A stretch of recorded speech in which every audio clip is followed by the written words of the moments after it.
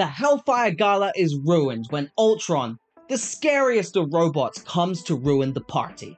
That's really just the start of it, as we see that Captain America and the X-Men have just a bit of a falling out. And what happens when Ultron's plan actually works? Let's not waste any more time as we recap Season 2 of the Marvel Rivals Infinity comic book run. Let's go! The scene is set on the vibrant island of Krakoa, transformed into a spectacle of fashion and festivity for the annual Hellfire Gala. It's a party like no other, with mutants and heroes from across the multiverse showing up in their best looks. Galacta opens this issue for us, dressed up and super excited for the night. As she observes from a distance, she walks us through what the Hellfire Gala is all about, an invite-only celebration where the who's who of the Marvel Universe show up to mingle. Storm's in full control of the weather, literally. She's making sure the skies are perfect and the drinks stay cool. For her, the Hellfire Gala is just work, and she is keen to stick to business, but she's still slaying in an all-white outfit. Emma Frost makes her grand entrance. After reassuring Storm that the party is going smoothly, she begins throwing shade left and right. She's unimpressed by the guys, playing it safe in plain tuxedos, and comments to herself, "You have superpowers. Rob a bank and hire a stylist." That is, except for the highly fashionable Namor, Captain America, and Black Panther, who are chatting nearby. Emma's glad to see Namor and T'Challa being civil, even if Cap's clearly acting as the buffer between them. Namor throws in a jab, stating that, while civil, him and T'Challa are not equals, and he begins boasting about his dominion over the oceans, dismissing T'Challa's rule over a single nation. T'Challa counters with a calm retort, revealing that Wakanda has expanded into the Ocean of the Stars, hinting at its intergalactic reach. Then we cut to Wolverine, who's chatting with Magik out on a balcony. He's surprised to see her all by herself, especially with so many VIPs attending the party. Magik says she's not really used to parties like this. Back in Limbo, where she was raised, celebrations aren't really a thing. Wolverine jokes that she could at least try leaving her sword behind. She asks him if he's currently unarmed, and he just smirks, reveals his claws and says, "Wouldn't that be nice?" But just as she starts to loosen up, tragedy strikes. A bunch of Ultron bots come crashing through one of the Krakoan gates. Wolverine doesn't hesitate. He goes full beast mode and slices one apart instantly. All hell begins to break loose. Storm takes command, shouting for heroes to protect the civilians. Galacta watches it all unfold and hilariously worries more about the canapes than the civilians. Classic.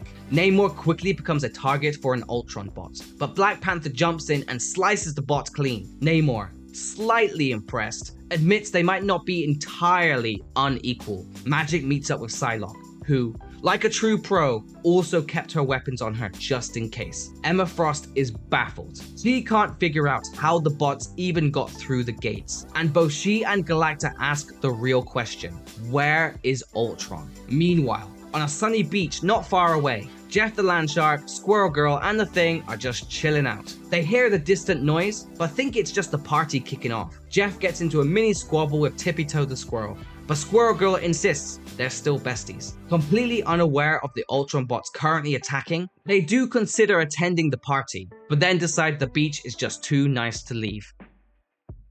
This issue kicks off with Galacta asking the question that's probably on everyone's mind. With Ultron bots tearing through Krakoa and crashing the Hellfire Gala, where's the real Ultron? Well, turns out he's been lurking. We see Ultron coldly watching as his bots storm a massive entrance, the gateway to the cradle. And just the sight of him is unsettling enough for Galacta to focus her attention back on the gala. Meanwhile, Krakoa's in chaos. The Ultron bots are everywhere, tearing things apart. Captain America's in the thick of it, fighting them off and calling out to Storm for an update. Wolverine doesn't love Cap barking orders at her, but Storm's calm. She's got it under control. Cap immediately backs down, acknowledging that Krakoa is her domain, and says he's just a loyal soldier here. Storm breaks it down. Her theory is that Ultron has invaded Arakko, Krakoa's sister nation, and hacked the portals. But what she does know for sure Krakoa's nearly evacuated and the gates are now sealed off. Cut to the beach nearby, and the total opposite vibe. The Thing, Squirrel Girl, Rocket, Jeff the Landshark, and Tippy the Squirrel are goofing off, completely unaware of the robot apocalypse unfolding just a short distance away. It's wholesome, funny, and honestly a perfect contrast to the absolute horror we're about to walk into. Because back at the cradle, things are getting very dark. This place holds Cerebro, the version that stores the genetic data of every mutant across the entire multiverse. If Ultron gets his claws on it, he'll be able to control every mutant out there. Black Panther asks Storm if she can see the cradle from where she is, and she replies with a grim yes, but it's surrounded by an army of Ultron bots. It looks hopeless. Then, just when things couldn't get any stranger, the bots at the gala suddenly shut down. Captain America's trying to make sense of it when this cold, mechanical voice cuts through the silence. Ultron has arrived, and he's every bit as terrifying as you'd expect. He starts monologuing about how pathetic and inferior the heroes are. Wolverine isn't having it, and fires back, pointing out that they were actually winning the fight before Ultron showed up.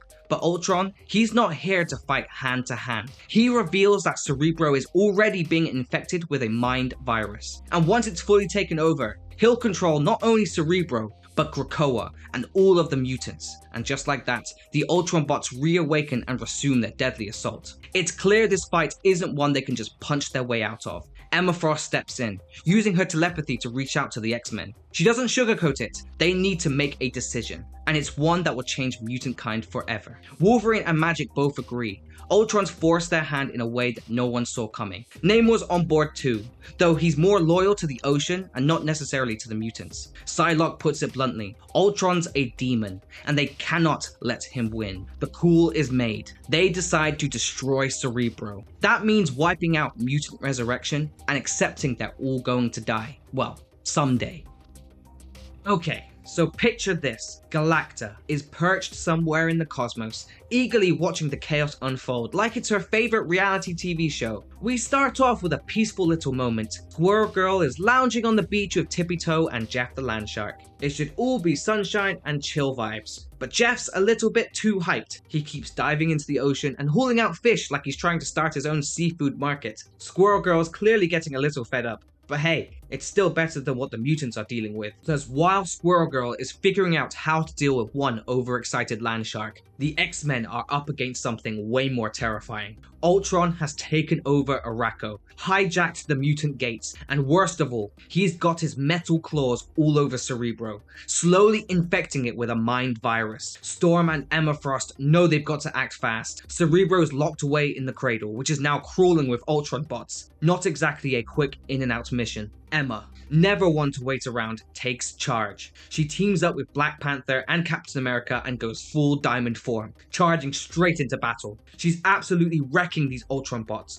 crushing them left, right, and center. It's a brutal, non-stop push all the way to the cradle. By the time she claws her way through a narrow gap in the wall, she's gasping for air, sweat dripping down her face. The determination is real. Meanwhile, cut back to the beach. Squirrel Girl is chilling again, this time sharing ice cream with Tippy and Jeff. Rocket Raccoon shows up, gets a little offended when she offers him a scoop just like he did for her animal buddies. But the second he tastes it, he's hooked. Even Rocket can't resist a good ice cream.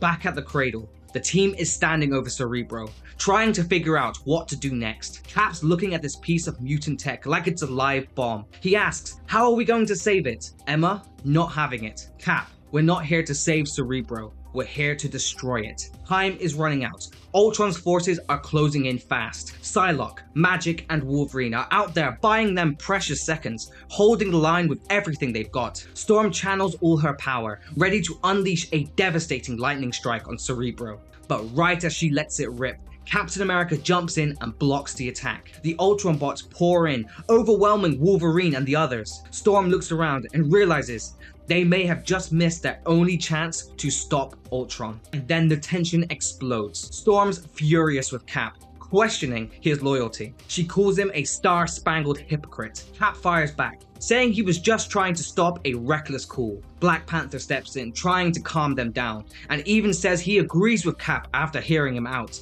That just pushes Storm over the edge. She lashes out at both of them, turns to Cap and says it straight. You've doomed mutant kind. While that storm's brewing, the Thing is stuck with Rocket, who's busy showing off his tech and explaining every little detail like he's giving a TED talk. Thing's not having it. He grumbles that if he wanted to hear this much science talk, he would have brought Reed Richards instead. And just when he thinks things couldn't get any worse, the cooler's empty. The X-Men are in full defense mode, battling to keep the Ultron bots at bay as they continue to swarm the cradle, attempting to reach Cerebro. But things get complicated. Captain America and Black Panther are opposing the X-Men's desperate plan to destroy Cerebro. Wolverine, ever the strategist, calls out to Storm amidst the fray, seeking a new plan. Storm gives the update. Emma Frost is already taking action, attempting to diplomatically sway Captain America and Black Panther back to their side. In the midst of battle, Emma confronts Captain America, accusing him of underestimating Cerebro's power. She emphasizes that Cerebro isn't just a database, it holds the genetic information for every mutant and enables their resurrection. If Ultron gains access, the consequences would be catastrophic. Emma insists that destroying Cerebro is the only way to prevent further devastation, and urges Captain America and Black Panther to become allies in this dire situation. Captain America, however, stands firm. He acknowledges the potential consequences but refuses to consider destroying Cerebro and ending the X-Men's resurrection protocols. This stance does not sit well with Emma, who retorts by calling him a fascist government experiment, implying he has no right to decide the fate of mutant kind. The tension escalates when Captain America declares he's fighting for what's right. Emma, turning her attention away from the Ultron bots, delivers a devastating blow to Captain America's head, knocking him to the ground and calling him an arrogant toy soldier. Even Galacta can't help but comment on how much that must have hurt. Captain America rises to his feet and reveals his perspective. In his timeline, he was unfrozen in the year 2099 and witnessed the relentless persecution of mutants. He understands the importance of the resurrection protocols and can't allow them to just be discarded. Emma, however, remains resolute, reiterating that if Ultron acquires Cerebro, it would spell doom for all mutants. Determined, Captain America vows to stop Ultron himself. He charges into battle, showcasing his formidable combat skills as he dismantles Ultron bots with impressive speed and power. But just as he approaches Ultron himself, he's struck down by an energy blast, leaving him and an injured Black Panther completely vulnerable. With Ultron poised to deliver a fatal blow, salvation arrives in the most unexpected form. "It's clobbering time!" echoes as Squirrel Girl, Rocket, the Thing and Jeff the Landshark burst onto the scene. Still clad in their beach attire, they dive into the fray, smashing through Ultron bots and rescuing their fallen comrades. Squirrel Girl unleashes her acorn bomb against the bots, but Captain America observes that close combat won't suffice against the overwhelming swarm. Black Panther agrees, pointing out that taking them out one by one is a losing battle. They'll be too exhausted before they reach victory. Then, Jeff the Landshark devises a new plan. Utilizing his whirlpool ability, he creates a powerful vortex that begins to suck the Ultron bots into the water. The heroes watch in awe as the bots are ensnared and submerged. Ultron, completely enraged, declares himself to be superior to the heroes, but as he looks down, the whirlpool engulfs him, pulling him beneath the surface. Jeff grins triumphantly, while the others stand in stunned admiration of his unexpected prowess. Namor, genuinely impressed, hails Jeff as magnificent. Galacta kicks things off by voicing what we're all thinking. Jeff the Landshark is incredibly powerful, perhaps even overpowered. He single-handedly takes down Ultron and a swarm of Ultron bots using his whirlpool ability. However, the aftermath isn't pretty. Jeff is now vomiting up the remains of all of the Ultron bots. Meanwhile, the X-Men, Captain America, and Black Panther gather around Cerebro, the target of Ultron's attack. Black Panther feels relieved that they stopped Ultron without resorting to the X-Men's drastic plans to destroy Cerebro. But Emma Frost and Storm aren't so sure. Storm warns them that they have no idea what Ultron might have done to Cerebro, and insists that destroying it is still their best option. This disagreement sets the stage for a tense standoff. Despite just fending off Ultron, the heroes are now back on high alert. Emma Frost shifts into her diamond form, Magik and Psylocke ready their weapons to hold back the Thing, and Wolverine grabs Captain America, whilst Captain America urges for everyone to calm down. But things escalate quickly when Squirrel Girl interrupts, shouting, "Eat nuts!" and hurling an acorn bomb at Storm. Storm questions the unwavering loyalty to Captain America, pointing out that Cerebro belongs to the mutants, and they should decide its fate. Squirrel Girl defends her stance, claiming that in every timeline across the multiverse, Captain America is never evil. However, Storm counters this by revealing that in her timeline, Captain America sided with Hydra. Even Cap is taken aback by this revelation, leading Squirrel Girl to amend her previous statement. There are very few evil Captain Americas across the multiverse. The tension boils over as the Thing launches Magik and Psylocke into the air. Rocket and Squirrel Girl attack Emma Frost, though her diamond form proves resilient. Captain America, still processing the Hydra comment, asks Storm if she's sure it was Hydra and not 4H, all while grappling with Wolverine. Then, the game changer. Cerebro begins to glow. Emma Frost, shocked, announces that it's activating. Galacta reveals a crucial detail she previously omitted. When Ultron uploaded the mind virus to Cerebro, he also uploaded his own consciousness as a backup plan. She didn't think he'd need it, considering he was winning the entire time, but now, Ultron's resurrection begins, in a new and intimidating form, combined with the mutant technology. Ultron, or better known as X-Tron, now towers over the fleeing heroes and declares, "To me, my X-Men."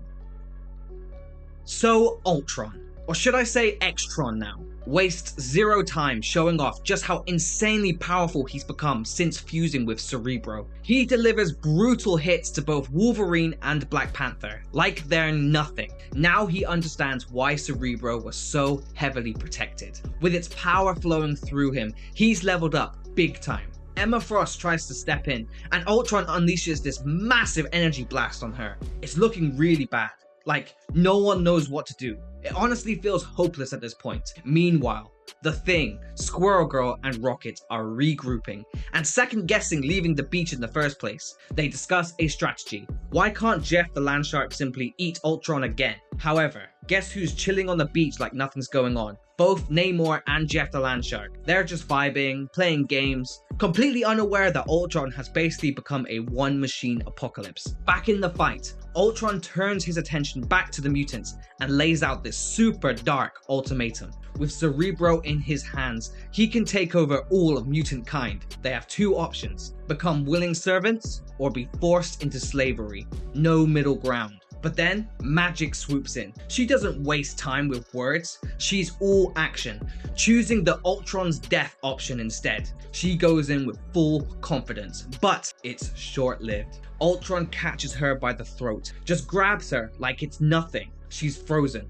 totally stuck in his grip. He tells her she was close, so close, but she's the one who's going to die today. And then it happens. There's this sickening crack. It's brutal. She's gone just like that. He holds her limp body up for everybody to see and coldly says, "Please don't make me damage the rest of you." And everyone just freezes. No one can even speak. Black Panther tries to say something, but he can barely get it out. Ultron finishes his sentence for him, saying, "So I'm powerful, I'm diabolical, simply inevitable," and honestly, yeah, it feels like he's all of that right now. But then, there's this little beeping sound. Ultron doesn't notice it, but something's happening directly behind him. Magik reappears. Yep, she's alive, standing right there, sword in hand, and she mutters under her breath, calling Ultron stupid. Galacta, who's been watching all of this from a distance, realizes what's going on. It was Rocket's rebirth battle beacon. That's how she came back. And before Ultron even knows what's going on, Magik swings that massive sword of hers, one clean strike, and decapitates him. His head goes flying across the battlefield. Just an absolutely savage finish. Galacta kind of smirks and drops this gem of a line. Never go up against 10 highly trained fighters, especially when one of them is a telepath who can use her powers to make battle plans. And just like that, the fight's over. Later on, there's this great little moment where Magik turns to Wolverine and says, "Aren't you glad I brought my sword to the party after all?" And I mean, yeah, Fair point. We jump ahead a few hours. Emma Frost and Captain America are talking at the quiet council table, the same one where Krakoa's leaders meet. Cap floats the idea of adding a non-mutant to the council, but Emma shuts him down fast, doesn't even let him sit down. She tells him straight up, this isn't his place. Then he asks the big question, are they still planning to destroy Cerebro after all of this? Emma just looks at him and says, if I did, do you think you could stop me? Cap's like, well, I'd try. They both know the immediate danger has passed, but Emma, she says something that really sticks. Danger doesn't just pass, it waits. It gathers strength. And it strikes when you're weak. And she decides, for now, she's not going to destroy Cerebro. But she admits that she hopes this decision doesn't end up being a huge mistake down the line. And then we see that the horror isn't over yet. Ultron's body, it's starting to rebuild. Piece by piece, he's coming back. And if you've enjoyed this content, like, subscribe, and leave a comment down below. And make sure to check out the rest of my channel where I upload Marvel content just like this every single week. But for the meantime, peace, peace, peace.